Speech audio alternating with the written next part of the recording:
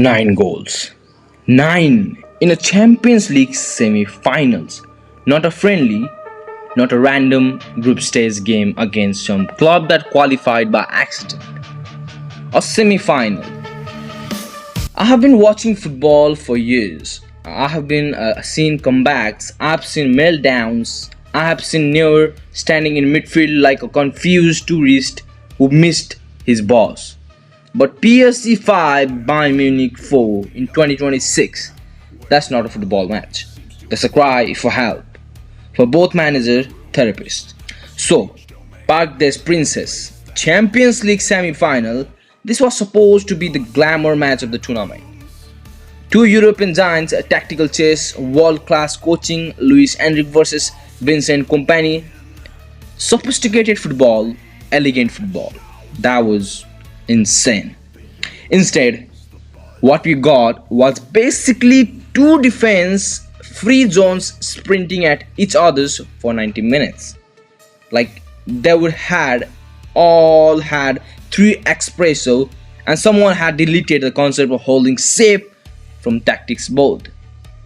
Analysts, actual serious analysts with spreadsheet and everything compared this match to Ali Fraser's Flight of the Century in 1971. The 2008 Nadal Federer Wimbledon final, Luis Enrique himself called it the greatest match he's ever been part of. And this is a man who managed Barcelona, who won a terrible. He watched football, he dons football, he's done with football. And this was the one that broke him. Let's talk about what actually happened because the stats alone are criminal. PSG scored 5 goals from 5 shots on target. That's 100% efficiency.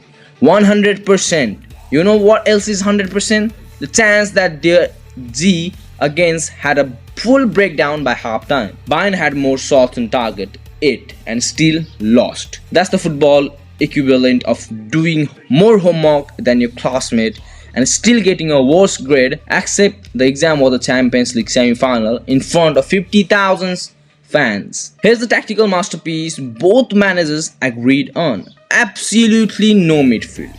None. The analysts are calling it a hologram midfield. The midfielders were technically there. You could see them, but they weren't really done anything. Like a bouncer at a venue who just watches people walk past.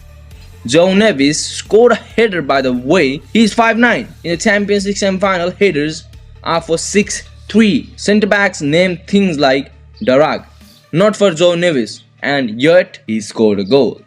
A header. Now let's do the goal quickly, hold on.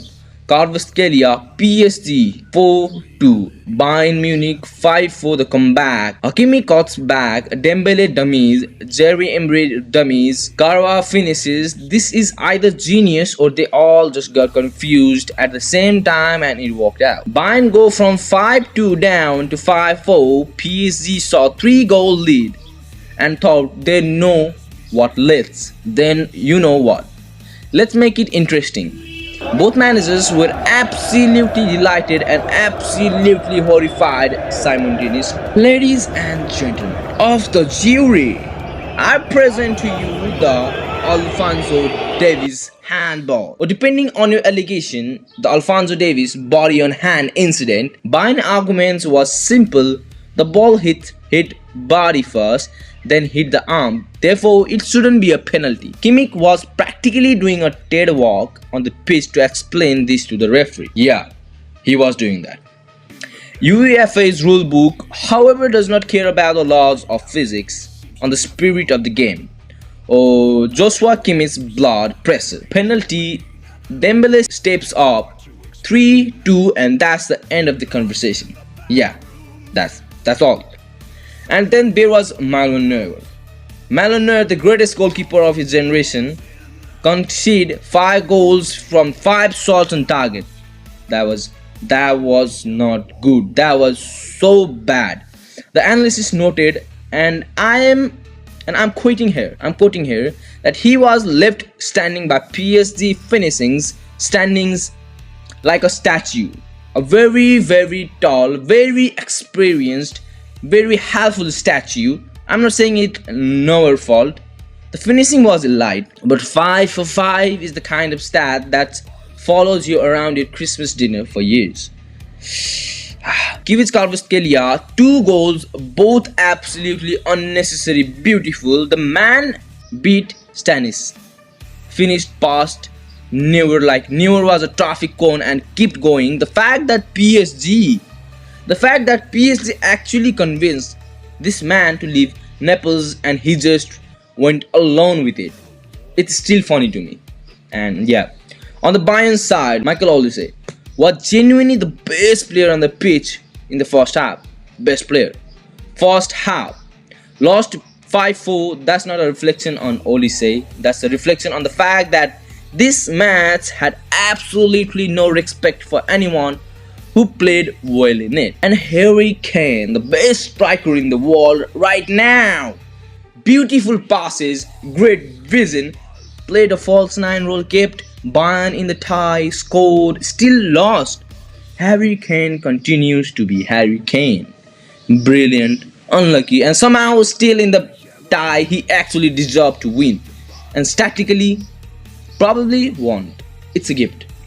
It's a curse. It's Harry Kane, my guys.